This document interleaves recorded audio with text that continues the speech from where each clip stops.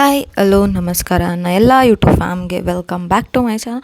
ನಾನಿವತ್ತು ಇಲ್ಲಿ ಇನ್ನೊಂದು ವೆರೈಟಿ ಆಫ್ ಬಿರಿಯಾನಿನ ನಿಮ್ಮ ಜೊತೆ ಶೇರ್ ಮಾಡ್ತಾಯಿದ್ದೀನಿ, ವೆಜ್ ಬಿರಿಯಾನಿನೇ. ಇದಕ್ಕೆ ನಾನಿಲ್ಲಿ ಫಸ್ಟ್ ಏನೇನು ಪೇಸ್ಟ್ ಮಾಡ್ಕೊತೀನಿ ಅದನ್ನೆಲ್ಲ ನಿಮ್ಮ ಜೊತೆ ಶೇರ್ ಮಾಡ್ತಾಯಿದ್ದೀನಿ. ಫಸ್ಟಿಗೆ ನಾನಿಲ್ಲಿ ಖಾರಕ್ಕೆ ಎಷ್ಟು ಬೇಕೋ ಅಷ್ಟು ಹಸಿಮೆಣಸನ್ನು ತೊಗೊಂಡಿದ್ದೀನಿ. ಒಂದು 5ರಿಂದ 6 ಹಸಿಮೆಣಸನ್ನು ತೊಗೊಂಡಿದ್ದೀನಿ. ಹಾಗೆ 1 ಹಿಡಿಯಷ್ಟು ಕೊತ್ತಂಬರಿ, 1 ಹಿಡಿಯಷ್ಟು ಪುದೀನಾನ ತೊಗೊಂಡು ಇಲ್ಲಿ ನಾನು ರುಬ್ಕೋತಾ ಇದ್ದೀನಿ. ಇಲ್ಲಿ ನಾನು ಮೆಂತ್ಯ ಸೊಪ್ಪನ್ನ ಹಾಕೋತಾ ಇಲ್ಲ, ಜಸ್ಟ್ ಕೊತ್ತಂಬರಿ ಪುದೀನಾನ ಅಷ್ಟೇ ಹಾಕ್ಕೊಂಡಿದ್ದೀನಿ. ಹಾಗೆ ಒಂದು ಶುಂಠಿ ಬೆಳ್ಳುಳ್ಳಿ, ಓಕೆನಾ. ಇದನ್ನು ಕೂಡ ಮನೆ ಅಂದರೆ ಅವಾಗಲೇ ಪೇಸ್ಟ್ ಮಾಡಿ ಇಟ್ಕೊಂಡ್ರೆ ತುಂಬ ಟೇಸ್ಟಾಗಿರುತ್ತೆ. ಅದಕ್ಕೆ ಶುಂಠಿ ಬೆಳ್ಳುಳ್ಳಿ ಪೇಸ್ಟನ್ನು ಮಾಡ್ಕೊಂಡಿದ್ದೀನಿ. ಹಾಗೆ ಈಗ ಈರುಳ್ಳಿ ಪೇಸ್ಟನ್ನು ಮಾಡ್ಕೊತಾ ಇದ್ದೀನಿ. ಈರುಳ್ಳಿ ಸ್ವಲ್ಪ ಜಾಸ್ತಿ ಹಾಕ್ಕೊಳ್ಳಿ, ಟೇಸ್ಟು ತುಂಬ ಚೆನ್ನಾಗಿರುತ್ತೆ. ನಾನಿಲ್ಲಿ ಒಂದು 3 ಈರುಳ್ಳಿನ ಉದ್ದ ಹೆಚ್ಕೊಂಡು ಫೈನ್ ಪೇಸ್ಟನ್ನು ಮಾಡ್ಕೊಂಡಿದ್ದೀನಿ, ಓಕೆನಾ. ಈಗ ನಾನು ಟೊಮೊಟೊನ ತೊಗೊಂಡಿದ್ದೀನಿ. ಟೊಮೊಟೊ ಫೈನ್ ಪೇಸ್ಟ್ ಇರಬಾರ್ದು, ತರ್ತರಿಯಾಗಿರಬೇಕು. ಲಾಸ್ಟ್ ವೀಡಿಯೋದಲ್ಲೂ ಹೇಳಿದ್ದೀನಿ, ಈಗಲೂ ಹೇಳ್ತಾ ಇದ್ದೀನಿ, ಟೊಮೊಟೊ ಮಾತ್ರ ತರ್ತರಿಯಾಗಿ ರುಬ್ಕೋಬೇಕು. ಈಗ ಇದಿಷ್ಟು ಪೇಸ್ಟ್ ಮಾಡ್ಕೊಂಡಿದ್ದಾಗಿದೆ. ಪೇಸ್ಟ್ ಮಾಡ್ಕೊಂಡಿದ್ದಾದಮೇಲೆ ನಾನು ಇವಾಗ ಒಂದು ಪ್ಯಾನ್ನ ಬಿಸಿಗೆ ಇಟ್ಕೋತಾ ಇದ್ದೀನಿ. ಪ್ಯಾನ್ ಬಿಸಿಗೆ ಇಟ್ಕೊಂಡಿದ್ದಾದಮೇಲೆ ಸೇಮ್ ಆ್ಯಸ್ ಯೂಶ್ವಲ್ ಕುಕ್ಕರ್ ಬಿಸಿ ಆದಮೇಲೆ ತುಪ್ಪ ಮತ್ತು ಎಣ್ಣೆ ಎರಡೂ ಸಮ ಪ್ರಮಾಣದಲ್ಲೇ ಹಾಕ್ಕೊಂಡಿದ್ದೀನಿ. 1 ಟೇಬಲ್ ಸ್ಪೂನ್ ತುಪ್ಪ ಹಾಕ್ಕೊಂಡ್ರೆ 1 ಟೇಬಲ್ ಸ್ಪೂನ್ ಆಯಿಲ್ನ ಹಾಕ್ಕೊಂಡು ಆಯಿಲ್ ಬಿಸಿ ಆಗೋ ತನಕ ಬಿಡ್ತಾಯಿದ್ದೀನಿ. ಈಗ ನಾನು ಇದಕ್ಕೆ ಎಲ್ಲ ಸ್ಪೈಸಸ್ನ ಹಾಕ್ಕೊತಾ ಇದ್ದೀನಿ. ಚಕ್ಕೆ, ಲವಂಗ, ಏಲಕ್ಕಿ, ಕಾಳುಮೆಣಸು, ಮೊಗ್ಗು, ಮರಾಠಿ ಮೊಗ್ಗು, ಏನೇನೋ ಬರುತ್ತಲ್ಲ ಸ್ಪೈಸಸ್, ಅದೆಲ್ಲ ಹಾಕ್ಕೊತಾ ಇದ್ದೀನಿ. ಹಾಗೆ ಒಂದು ಇಡಿ ಅನ್ನೋದಕ್ಕಿಂತ ಒಂದು ಸ್ವಲ್ಪ ಒಂದು ನಿಂಬೆಹಣ್ಣಿನ ಗಾತ್ರದಷ್ಟು ಒಣ ಮೆಂತ್ಯ ಸೊಪ್ಪು ಏನಂತೀವಿ, ಕಸೂರಿ ಮೇಥಿ, ಅದನ್ನು ಹಾಕ್ಕೊತಾ ಇದ್ದೀನಿ. ಇಲ್ಲಾಂದರೆ ನೀವು ಮೆಂತ್ಯನೂ ಹಾಕ್ಕೋಬೋದು, ಮೆಂತ್ಯ ಸೊಪ್ಪನ್ನು ಕೂಡ ಹಾಕ್ಕೋಬೋದು.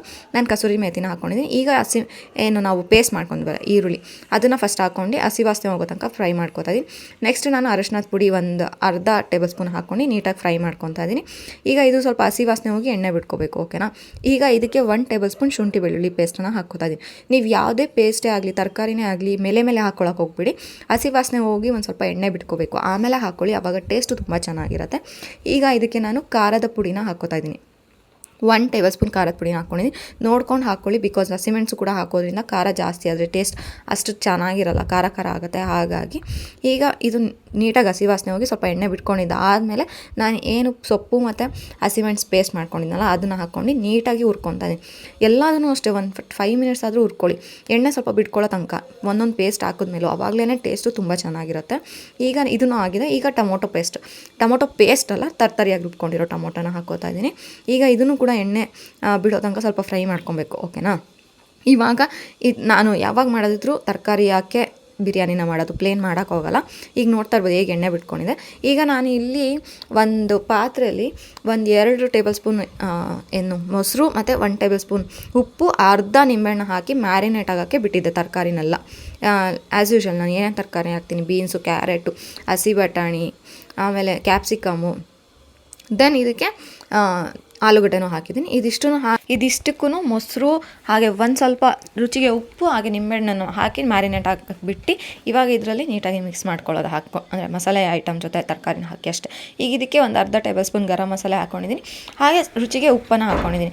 ಈಗ ಇದು ನೀಟಾಗಿ ಎಣ್ಣೆ ಬಿಡೋ ತನಕ ಸ್ವಲ್ಪ ತರಕಾರಿಲಿ ಮೊಸರು ಇರುತ್ತಲ್ವ, ಮೊಸರು ನಿಂಬೆಹಣ್ಣು, ಅದು ಹಸಿ ವಾಸನೆ ಹೋಗಿ ಇದ್ರ ಜೊತೆ ಹೊಂದ್ಕೊಂಡು ಎಣ್ಣೆ ತುಪ್ಪ ಬಿಟ್ಕೋಬೇಕು ಮೇಲೆ, ಅಲ್ಲಿವರೆಗೂ ಫ್ರೈ ಮಾಡ್ಕೊಳ್ಳಿ, ಲೋ ಫ್ಲೇಮಲ್ಲೇ ಫ್ರೈ ಮಾಡ್ಕೊಳ್ಳಿ.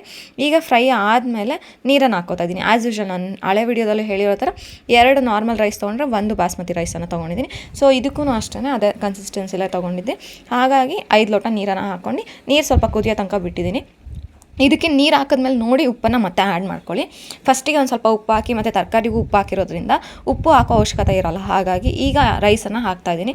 ರೈಸನ್ನು ಹಾಕಿ ಅರ್ಧ ಬೆಂದ ಮೇಲೆ ದಮ್ ಕಟ್ಟಬೇಕು. ಮುಂಚೆನೇ ಕಟ್ಬಿಟ್ರೆ ಒತ್ತೋಗೋ ಚಾನ್ಸಸ್ ಇರುತ್ತೆ, ಇಲ್ಲಾಂದರೆ ಬೇಯಲ್ಲ. ಬಿಕಾಸ್ ಅಕ್ಕಿನ ನೆನೆಸಿ ಇಟ್ಟಿರೋದಲ್ವ. ಮತ್ತು ಹೈ ಫ್ಲೇಮಲ್ಲಿ ಯಾವುದೇ ರೀತಿ ಬಿರಿಯಾನಿನ ಮಾಡೋಕ್ಕೆ ಹೋಗ್ಬಿಡಿ, ಲೋ ಫ್ಲೇಮಲ್ಲೇ ಮಾಡಿ ಅಂತ ಹೇಳ್ತೀನಿ. ನೀವು ನೋಡ್ತಾ ಇರ್ಬೋದು ದಮ್ ಕಟ್ಟಿದ್ದೆಲ್ಲ ಆದಮೇಲೆ ಎಷ್ಟು ಕರೆಕ್ಟಾಗಿ ಉಡಿಯಾಗಿ ಬಂದಿದೆ ರೈಸು, ಮೀನ್ಸ್ ಉದುರಾಗಿ ಅಂತ ಹೇಳ್ಬೋದು. ಇದು ಇನ್ನೊಂದು ವೆರೈಟಿ ಆಫ್ ವೆಜ್ ಬಿರಿಯಾನಿ ಆಗಿತ್ತು. ಈಗ ಇದಕ್ಕೆ ಆ್ಯಸ್ ಯೂಶ್ವಲ್ ನನ್ನ ಮೇಲೇ ಪನ್ನೀರ್ ಹಾಕ್ಕೊಳ್ಳೋದು ಯಾವಾಗಲೂ. ಈಗಲೂ ಪನ್ನೀರನ್ನು ಹಾಕ್ಕೊಂಡು ಒಂದು ಸಲ ಮಿಕ್ಸ್ ಮಾಡ್ಕೊಂಬಿಟ್ರೆ ಸೂಪರ್ ಆಗಿರೋಂಥ another variety of veg biryani ready ಆಗುತ್ತೆ. ತುಂಬ ಚೆನ್ನಾಗಿ, ಆದರೆ ಟೈಮ್ ಬೇಕು, 1 ಅವರ್ ಆದರೂ ಬೇಕು ಮಾಡೋದಕ್ಕೆ. ಯಾವುದೇ ಬಿರಿಯಾನಿ ಆದರೂ ಅಷ್ಟೇ, ದಮ್ ಕಟ್ಟಿ ಮಾಡ್ತೀವಿ ಅಂದರೆ 1 ಅವರ್ ಬೇಕು. ಇದು ಇನ್ನೊಂದು ವೆರೈಟಿ ಆಫ್ ವೆಜ್ ಬಿರಿಯಾನಿ ಆಗಿತ್ತು.